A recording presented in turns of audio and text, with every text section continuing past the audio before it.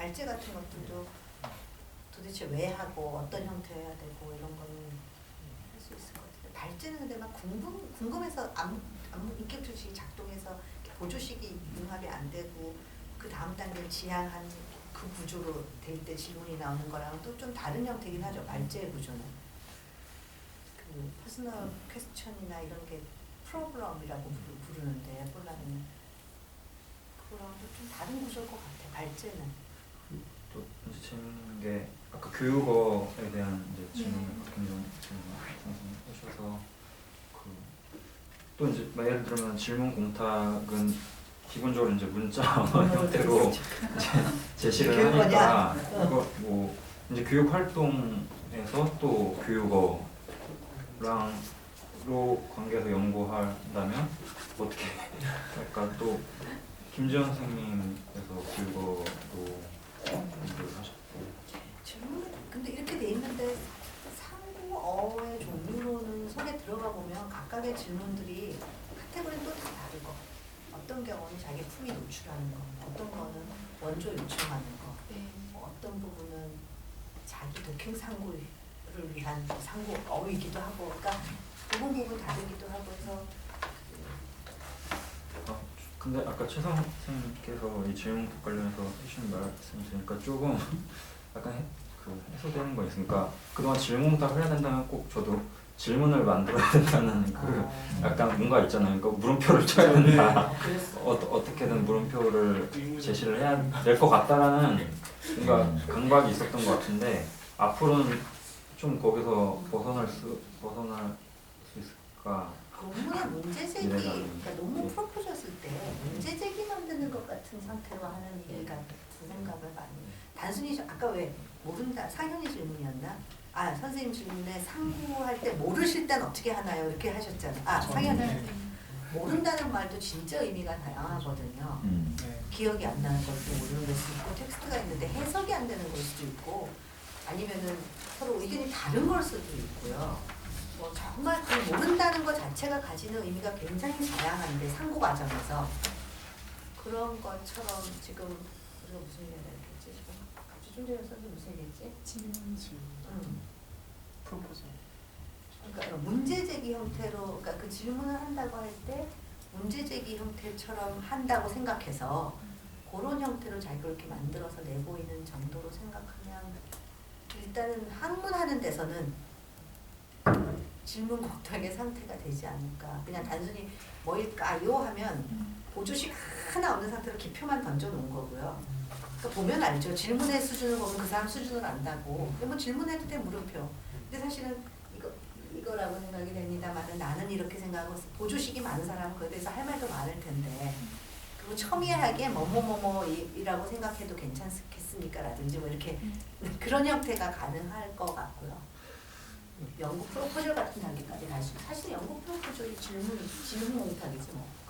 정말 민기식 선생님이 얘기한 것처럼, 그러니까 학문을 소재로 한 교육에서 이제 질문 공탁이라는 게 이제 장상호 선생님이 실천을 해오신 게 있는데 다른 분야에서 만약에 이와 같은 거를 이제 한다 했을 때 뭐가 있을까? 방금 얘기한 것처럼 그냥 해봐라 뭐 이런 뭐 그런 거가 있을 수도 있고. 그런 건 있어요. 예를 들면 이제 제 누님이 피아노를 해가지고 대학원 같은데 들어갈 때 자기가 연주한 거를 찍어가지고 제출을 해야 되거든요.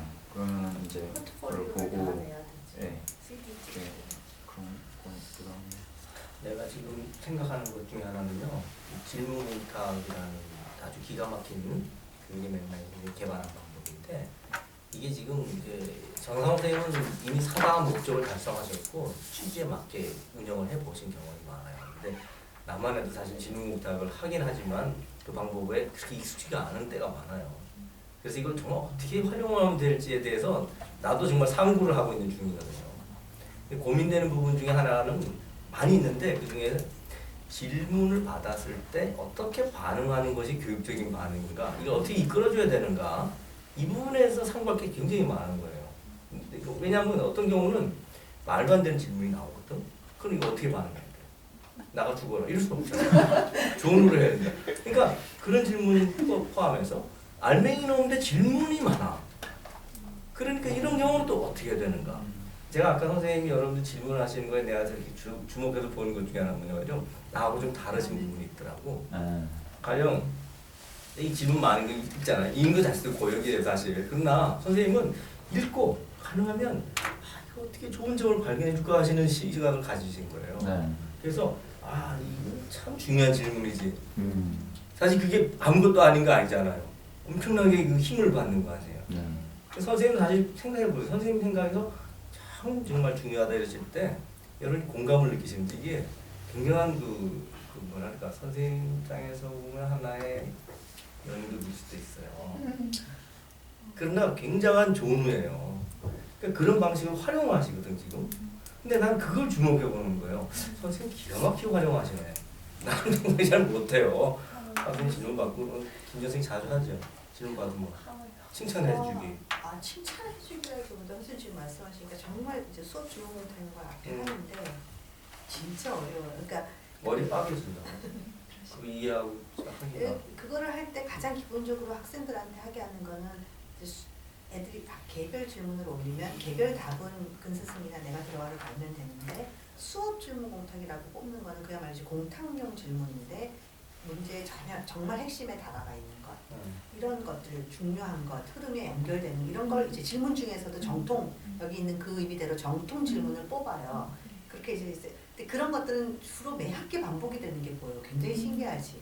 도둑질도 교육의 소재냐 뭐 이런 것들 저희들 항상 그러니까 그래서 너무너무 재밌어요. 근데 이제 그런 게 이제 출연을 해. 그럼 이제 그런 거 이제 딱 놓으면 그러고 나서 제일 먼저 하게 하는 게 자기 답을 써보라고 애들한테 꼭 먼저 그 대한 답을 해봐라. 자기 상구 수준 그대로 진술할 수도 있고 가르친다고 하면 또 어떻게 할 수 있을지에 대해서도 써보고 그 다음에 와서 교수자하고 비교해라. 그러니까 오늘 선생님이 아마 장 선생님하고 느끼는 저도 똑같은 걸 느끼고 있는데 읽고 나면 나는 이제 답이 막 왜냐하면 지금 이 자리에 하와자 비슷하게 앉아있는 하와 공동체로 이제 왔다고 생각을 하다 보니까 상고 공동체면 그거에 대해서 나도 막 이런 질문을 할 텐데 하와 공동체 쪽에 있으라고 하시는 것 같아서 대답하는 순간 떠오르는데 장 선생님 전혀 다르게 하시는 그럼 그 순간에 중요하다고 찾는 게 다르구나. 선생님이 이걸 가지고 활용하시는 게 다르구나 하면서 메타 교육이 되는 거죠. 하와에 대해서 하와하는 기회가 굉장히 많이 되고요. 특히 질문을 다루는 데서. 그리고 내가 하와 수준이 디벨롭 된다는 걸 느끼는 게 질문을 대하는 방식이 이제 학기마다 지금 이제 한 8년 하니까 이제 좀 2002년부터니까 10년이구나. 하고 있으니까 이제 조금 그게 보여요. 그동안은 내 품위가 작동을 해가지고 애들이 배우는 거가 앞이 안 보이더니 이제서야 그래서 이게 지금 내가 이제 드디어 하와 발달을 하고 있나 보다 이런 생각은 좀 드는데 그 질문에 대해서 그 질문을 어떻게 다룰까 하면은 추후 이어지는 거에 선행 오가나이저로 쓸 것인가 그 질문을 답할 때 내가 아니면은 그전 거랑 이거를 연계시키는 거로 이거를 활용할 것인가 아니면은 전체 구조를 애가 감을 잡게 그 구조를 보이는 거에 이 질문을 쓸 것인가 뭐 등등 각 질문에 대해서 굉장히 고민을 많이 하게 되고 제가 많이 하는 부분 중에 하나는 그 질문에 담긴 깊은 뿌리들을 걔한테 얘기해 주는 것들을 해서 얘가 전체 큰 것들을 느낄 수 있게 하는 거로도 쓰기도 하고 그러니까 강의하는 학생들이 처음에는 그 질문에 담긴 깊은 뜻을 모르고 할 때도 있어서 그게 갖고 있는 뿌리를 얘기를 해주는데 그런 얘기를 많이 들어요. 내 질문에 그런 뜻이 선생님 이렇게 그래서 그래요. 아주 지금 뭐 경험자로서 정말 그런 고민을 많이 하죠. 그러니까 이런 게 다 우리 연구 주제예요. 하와에서 질문을 어떻게 다루느냐에 따라서 다루는 패턴도 있을 거고. 이런 게 이게 하나의 용어로 말하면은 질문탁이라는 교육 활동에서 시작을 했는데 이게 이제 전체적으로 교육의 흐름을 이끌어가는 그런 어떤 리딩 포인트가 지금 되고 있거든요. 그래서 아주 어리숙하게 한번 써보려고 이제 생각 중인 것은 질문공탁 교수법 뭐 이런 식으로 한번 쓴다든지 해서 그 체계를 좀 만들어냈으면 좋겠고. 교수란 말씀은 많이 나죠. 용어는 적절치 않아. 용어는 적절치 않으니까. 하와법. 정리할 거 정확하게 해야 돼요. 왜냐면 헷갈리면 안 되니까. 그래, 홀로 흘러나. 이거를 교육적인 수업이 되도록 잘 이끌어가는 그 체계화 이론적으로 말이죠. 필요한 것 같고 또 하나는 이제 얘기한 거예요. 김 선생님 건데 질문 들으면 상대방 수준을 알 수 있잖아요. 그 수준을 평가하는 지표가 되잖아 질문이. 네. 그리고 이거는 당박의 현재 현품 평가도 되지만 이거를 통해서 이제 얘를 성장시켜야 될 거 아니에요. 성장된 다음에 얘를 이거 평가를 해야 되잖아 또. 그럴 때는 평가 기준이 다르죠. 처음에 현품 노출하는 거하고 발전 정도를 평가 다르잖아요. 그러니까 질문 공탁을 가지고 이제 평가를 어떻게 할 것인가 하는 문제가 또 중요하잖아요. 그때도 보면 선생님도 질문 공탁 어떻게 평가합니까? 이거 한번 예를 들어서 질문했던 것 같아요. 그랬더니 횟수도 평가하고 그다음에 질문에 대해서 얼마나 뭐 깊이 있게 하느냐 이것도 평가하고 몇 가지 얘기를 하시는데 거기도 좀 탐색할 부분이 있어요. 하시긴 하는데 이 횟수가 이렇게 중요하다는 것도 물론 인정이 되는데 몇 가지 더 좀 더 우리가 보완해서 더 정확하게 실제로 하고 있는데 우리가 그걸 어떻게 평가해서 활용할 것인가 이 부분이 중요한 것 같아요. 나도 지금까지 그거 안 해봤는데 앞으로 하려고 하는 것 중에 하나는 오늘 공부하다가 이제 생각이 났는데 학생들은 질문의 기준을 난 지난 학기 3개를 줬어요. 나 이런 식으로 평가하겠다. 첫째 질문의 횟수, 그다음에 질문이 수업 내용과 얼마나 유관한가. 뜬금없는 질문도 나와요. 그렇기 때문에 유관한 그 중요하고 그 다음에 질문에 대한 숙녀성, 하여튼 글이 썼어. 얼마나 생각을 해갖고 썼냐. 이거 아까 김 선생님 정통 질문이랬잖아요. 그런 거. 그래서 몇 가지 줬는데 실제로 학생들한테 그렇게 기준을 줬지. 자 이런 질문이 바로 그거다. 예를 들어서 이제 난문은 이런 거다. 그냥 그야말로 아무네 학생들에게 의미 없는 질문이 이런 거다. 이런 식으로 어떤 질문의 예시를 줘갖고 학생이 명확하게 이런 질문 해야 되겠구나. 이걸 좀 사례적으로 좀 보여줘야 되는 것 같아요. 그래야 더 명확하게 이해를 하실 거예요. 앞으로 그런 방법을 좀 써야 되겠다는 생각이 들어요. 평가 관련해서. 수학 교육을 하신다고 하니까 저는 수학처럼 답이 던져져 있는 근데 이제 물론 답을 안 준다고 하면 문제 풀이 과정이 없잖아요. 정답이 이제 숨겨져 있는데 그 답을 말하는 게 아니라 저는 집합이란 걸 우리가 배우면 예를 들면 도대체 집합을 왜 궁금했을까? 그 집합 이론을 만든 사람의 질문이 너무 궁금한 거예요. 그런 게 하나도 없고 그런 거 중심으로 사실은 수학 교과서라는 걸 혹시 만든다면 그렇게 할 수 있으면 참 좋겠다. 저는 항상 제가 이제 애들한테 모든 이론이나 모든 책에 있는 내용들은 질문의 답이다. 누군가의 절절한 질문의 답이다. 그것도 일시적인 그러니까 시효성을 다시 언젠가 그게 또 바뀔 수도 있겠죠. 근데 그 질문을 하나 수학만큼 공감을 못 시키는 게 없는 것 같아요. 다른 과목도 그렇겠지만 시가 나와 있으면 그 시를 왜 썼는지 우리가 공감을 하고 그래야 그 과정을 체험할 거 아니에요. 수학도 뭐 상대성 원리는 얼핏 들으니까 무슨 아인슈타인 17세에 뭐 로켓에 올라타고 앉아 있으면 어느 속도 세상이 어떻게 될까라는 질문을 사실은 발전시킨 거다라고 얘기를 하거든요. 그러니까 그 상태에 그 질문을 그대로 가질 수만 있게 해도 상대성 원리까지 갈 텐데 놔둬도 그렇잖아요. 아인슈타인 같은 질문을 가시면 상대성 이론까지 가게 돼 있거든요. 뭐 시간이 오래 걸리건 안 오래 걸리건 할 수. 수학교 같은 그런 것들, 뭐 온갖 미적, 뭐 이런 것들이 뭐 계기 말고 뭐 실용적인 계기를 보통 던지더라고요. 뭘 하려는데 못 측정을 해서 뭐 이걸 알아냈습니다. 뭐 황금 비율을 몰라서 뭐 부력의 원리를 찾았습니다. 뭐 이런 식으로만 설명하는데 사실은 그거 전부터도 알고 싶었던 것들이 있을 것 같아요.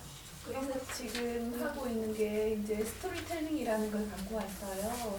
그러니까 지금처럼 미적분을 찾아낼 그 당시에 그 상황을 그대로 갖고 오는 건 아니지만 그거 갖고 와서 이 아이들 속에 아이들은 물론 뭐 학원을 통해서 미적분을 알고 있는 아이도 있지만 모르고 있는 아이라 그러면 이 상황 속에서 그런 마음이 들게끔 하는 그런 기법으로 해가지고 교과서에서 이번에 계속 강조하고 있는 거거든요. 그래서 초등도 지금 그 스토리텔링을 갖고 오려고 되게 많이 노력하는 거. 예를 들어 제가 지금 이제 뭐 길이를 측정하는 그 단원을 하고 있는데 그 걸리버 여행기에 가게 되면 이 난장이들이 걸리버라는 거인을 보면서 저게 나하고 얼만큼 차이 날까 봐 이 머릿속에 막 이렇게 생기거든요. 그러니까 그런 거를 수업 시간에 아이들이 이렇게 바라보고 저게 나하고 얼마 차이 나지 그런 마음이 일으키게끔 만들려고 하는데 그게 이제 가장 강조하고 있는 부분이에요. 근데 이제 또 문제는 뭔가 하면요. 이제 저는 그렇게 현장에서 이렇게 저는 질문 공탁이란 안 했고 아이들하고는 태클 걸기라 그래갖고 그렇게 수업을 진행했었거든요. 그렇게 한 7년을 하고 난 제가 교과서 작업을 지금 들어와 보니까 이렇게 정말 마음을 담아서 집필자가 이렇게 교과서를 만들었어도 그것을 어떻게 활용할 것인가, 교사가 그냥 똑같이 그냥 하나의 텍스트로 또는 바이블로 그냥 얘 외워라 이렇게 또 활용하게 되면 아무것도 예 없고 그런 것도 있고요.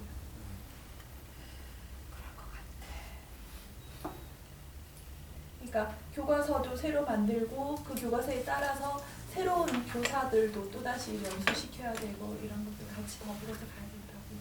그게 메타교육이에요. 가르치면서 그냥. 네. 한번 언제 시간 다 얼마 전에 TV에서 했는데 9번에서 해서 깜짝 놀랐는데 지식이라는 혹시 그 특집 그 프로그램 혹시 아세요? 지식이라고 위에는 쬐끄맣게 돼갖고 지식. 근데 그게 미래의 학교예요. 그래서 난 이게 EBS 아닌가 하고 왔는데 세상에 학교가 나오는 거예요. 그러니까 아주 먼 것도 아닌데 미래의 학교가 어떨까에 대해서 정말 그 다양한 타당한 근거들을 가지고 조망을 해서 보여주는데 그렇게 가난한 애들만 온 거야. 그러니까 그러니까 없어서 온 거예요. 딴 데 가서 혼자 가서 할 수 있을 것 못하고 왔어. 그 다음에는 뭐가 나오더라 그게 그리고 정말 완전히 시장 내에서 물건 구비하러 온 듯이 이렇게 애들은 소비자로 앉아 있고 교장부터 와가지고 정말 잘 모시겠습니다. 뭐 배우시고 싶으십니까? 너무 나 이걸 재밌게 봤었어. 한번 봐보세요. 그래서 우리가 생각하는 학교가 난 얼마든지 그렇게 될 수 있겠구나. 사람이 너무 먹고 사는 게 풍요로워지면 이제 사유화되듯이 그냥 이 학교제도 대신에 사적인 어떤 교육제도, 소위 제도들이 생길 것 같고 홈스쿨링이랑은 또 다르게 그런 것들이 생길 것 같고 괜찮. 근데 학교는 정말 피폐하더라고요.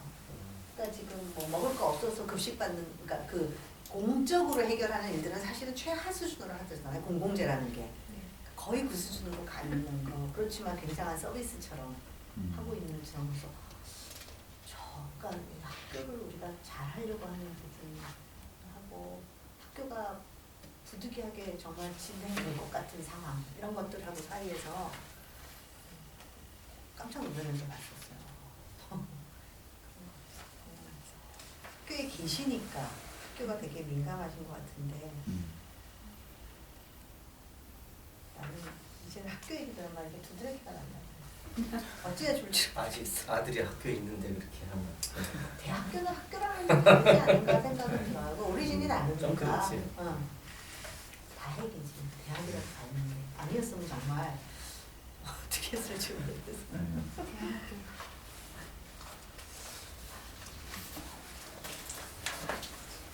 이런 기회를 자주 가지시는 거. 장 선생님하고 처음 하신 거예요? 이렇게 질문 공사? 저번에 한 번 했었고요. 또 이번에는 저기 중상권 아니 집중적으로 세미나를 네. 원래 세미나에도 같이 오세요. 그런 예.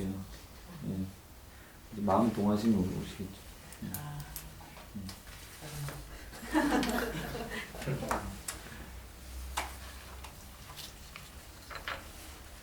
선생님 저 같은 경우는 제 질문에서 외도 교육의 양태라는 게 선생님 설명을 들었을 때 이제 세속계랑 교육이 겹쳐 있다 이것까지는 얼추 이제 이해를 할 수도 있을 것 같은데 아직 구체적으로 그 예를 들면 구체적인 예시 같은 게 잘 쉽게 떠올라지지가 않거든요.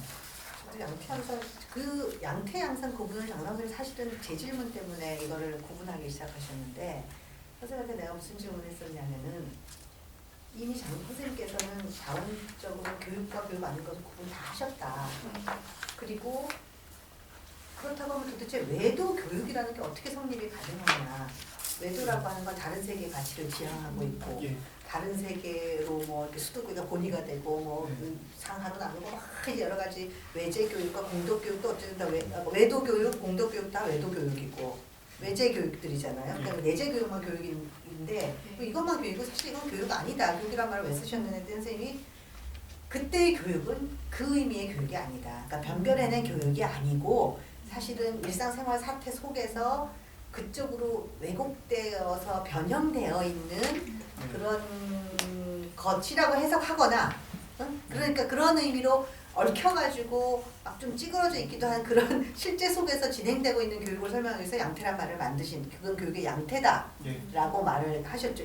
왜냐하면 교육이라는 게 이미 변별된 이후에 다시 들여다봤을 때 조금 다른 것 중심으로 진행이 되는 실제 사태 섞여 있는 교육이 보이긴 보이는 그래서 네. 양태란 말을 만드셨는데 사실 그렇게 그 학교태랑은 또 다른 거죠. 그 네. 양태는 교육이 보이는 거고 그렇게 보거나 저는 아니면 어떻게 해석했냐 하면 교육은 교육인데 그러니까 그 외제적인 가치가 중심, 세속계적인 가치가 중심이 되거나 교육계, 수도계가 중심이 되면 이런 위험이 항상 있어서 교육이 그렇게 그 파행 교육이 교육 아닌 것으로 변질된 위험을 가지고 있는 상황을 설명하기 위해서 외도교육, 공도교육이라는 말을 쓰고 있지 않나라고 두 가지 맥락으로 지금은 해석하고 있습니다. 그래서 그 교육이란 게 이미 변별된 이후에는 외도교육이라고 하는 건 다른 세계 본위로 하는 교육 이런 말이 어떻게 성립하냐라고 질문을 했었고 제 질문은 그렇게 질문했었어요. 그래서 선생님이 그때 쓴 교육은 변별된 이후, 그러니까 변별된 이후의 교육이 아니다. 라고 말을 이전에 학교태를 설명하는 거로 선생님이 하신 거다라고 했는데 어쨌든 정리를 하셔야 해서 양태와 양상으로 추후 구분하신 거로 보여요. 질문을 이렇게 하면 어떻게 될까요? 외도 교육, 공도 교육, 내재 교육 할 때 그 교육 부분이 그 세 가지 다른 양태의 교육이잖아요. 네. 근데 다른 양태의 교육인데 이제는 이제 양상이라는 표현을 그 세 가지 경우에 적용할 수 있는 경우 어디라고 생각해요? 예를 들어서 외도 교육에서 그 교육 부분이 장성 선생님 말씀하는 양상 교육의 양상이라고 해석될 여지가 있나요? 혹은 공덕 교육의 그 교육이라는 부분 또 내지 그러니까 둘 중에 하나일 때, 그러니까 지금 내가 양쪽의 가능성을 열어둔 게 앞에 두 개는 교육의 우리가 보는 교육의 양상. 앞에 두 개, 외제 두 개. 그거는 교육의 양상을 거기서 우리가 뽑을 위험에 노출돼 있는 교육의 양상을 볼 수는 있겠다. 내가 그렇게 해석하는 거죠. 두 번째 건. 이런 위험에 계속 그 위협받고 있는 그 교육의 양상을 볼 수는 있겠다. 그 혹시 굳이 본다고 하면 나도 자신이 없는 것이 그 조금 무슨 난 양태 양상 개념 아직 정확하게 지금 잘 못 쓰겠어요. 아직은 못 쓰겠어요. 양상, 양태 부분은 지금 어떻게든 양상은 이론적인 부분이잖아요. 모두로 선생님 뭐라고 그치? 번역하세요? 지금 양상을 모두로 하고 계셔요?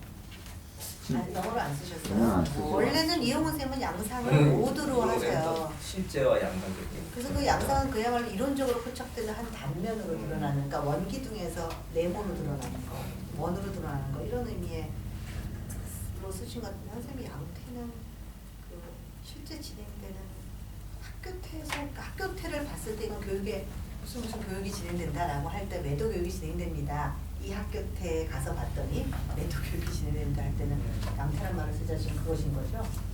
그러니까 이제 내 질문을 다시 해보면요. 가령 외도 교육은 다른 말로 하면 나는 이렇게 풀어서 쓰면은 결국은 세속계를 본위로 하는 뭐 교육. 그때 교육이 뭐냐는 건 잠깐 놔둡시다. 세속계를 본위로 하는 교육의 양태를 외도 교육이라고 한 거예요. 공덕 교육은 수도계가 된 거죠.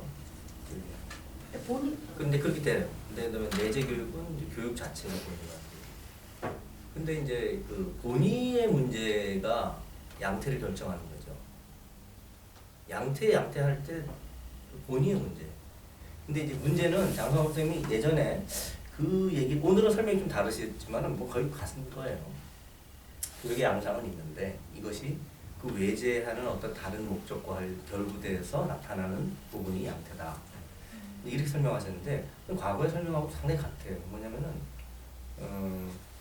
세속의 본이든 수도의 본이든 교육의 본이든 간에 그 교육이 사실은 내재 교육이 되어도 상관없다.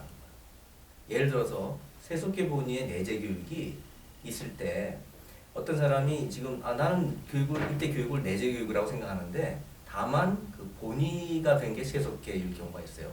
무슨 얘기냐면 내재 교육에 충실한 어떤 교육의 형태가 있는데 이것을 목적으로서는 세속계를 위한 하나의 수단으로 삼아서 그 내재 교육을 실시한단 말이에요. 그러니까 일종의 결과적인 면에서 세속계가 본의가 되는 경우가 있을 수 있다. 근데 그 교육이 그렇다고 해서 타락한 교육이라고 양상면에서 교육이 타락된 게 아니라 본의 면에서 세속계로 가버린 거예요. 그 교육 자체가 내재 교육이 내재 교육이어도 상관없는 거예요. 그런 발언을 예전에 하셨다. 이게 좀 어렵지. 무슨 말 하는지가 지금. 응? 그러니까 내재 교육은 우리가 내재 교육이라는 말은 원래 맨 위에 있는 거 아니에요. 예. 그 외도 교육, 공도 교육, 내재 교육에서 그 내재 교육은 그러면 교육의 본의 교육이라고 얘기하고 그리고 그 교육의 양상은 뭐 수레바퀴 모양의 교육이라고 생각해. 근데 그 내재 교육이라는 것을 수도계 본의나 세속계 본의로도 해도 그런 교육을 하면서도 역시 본의를 세속계나 수도계로 이렇게 그 방향을 정의할 수가 있다는 거예요.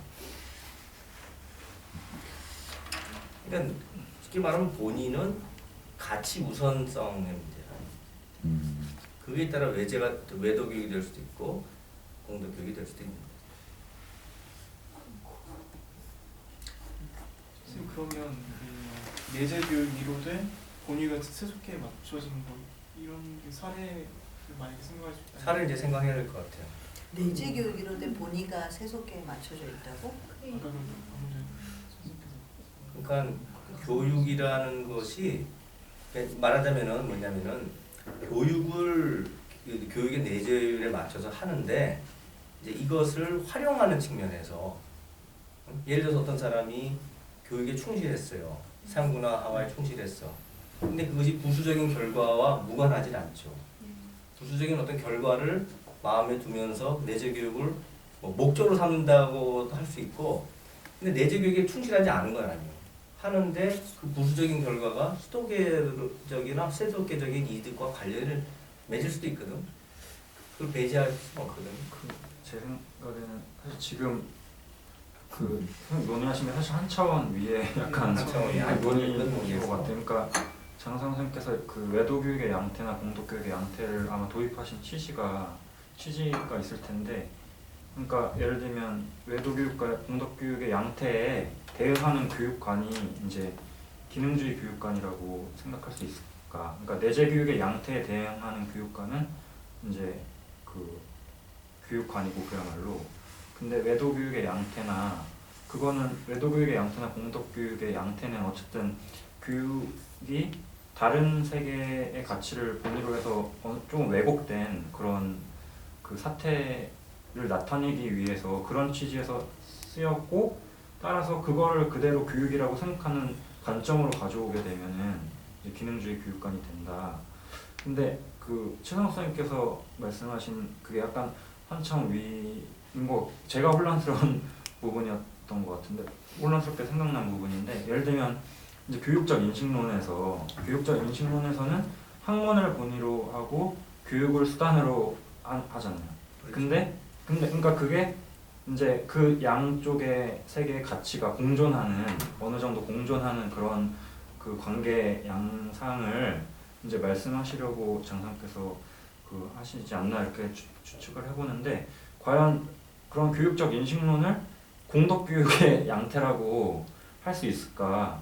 이런 질문을 하게 되면 아닌 것 같다라고 이렇게 생각이 들거든요. 예. 그런 것 같다라고 나는 생각하는데. 그래요. 공덕교육이라 그때 그러니까 동시에 학문과 교육이 동시에 본의화된 교차하는 지점이다. 장선생 그렇게 얘기하시죠. 그러니까 어느 거 하나가 어느 거에 기여하는 부분이 아니라 네. 각자가 가장 자기 내재 가치를 가장 잘 충실하게 실현하는 상태. 그런 상태라고 얘기해. 교육도 가장 잘 누리고 학문을 소재로 그 진리감 같은 것도 누리고. 이게 양방향이 있어서요. 그러니까 학문을 본의로 교육을 하면 교육적 인식론이 되지만, 교육을 본의로 학문을 보면 그게 교육의 소재로서 학문이 되니까 그런 양쪽 관계가 있는데, 어쨌든 그 둘 다가 양쪽의 가치가 다 이렇게 살아나는 어떤 거를 말하는 그거라면, 외도 교육의 양태나 공도 교육의 양태일 때는 어쨌든 교육의 가치가 조금 약간 왜곡되어 있는 상태인 것 같아요. 그거 조금 얘기를 조금 더 생각해 볼 것이 있는 것 같은데, 가령 재개념화의 후반부에 보면 세속계와 수도계와 교육계가 중첩되는 설명 있는 거 혹시 본 적 있어요? 거기 다 읽지는 않았겠나? 정치 과학 교육, 어. 경제 과학 교육 세 개라는 거. 그 세 개가 보니까 중첩되는 그 논의가 있거든요. 그게 가능하다고 있거든. 그럴 때 그 교육이 쉽게 말하면은 세 부분이 중첩되는데 어느 걸 본위로 하느냐의 문제에서 그 양태가 달라지는 걸 기술하고 있어요.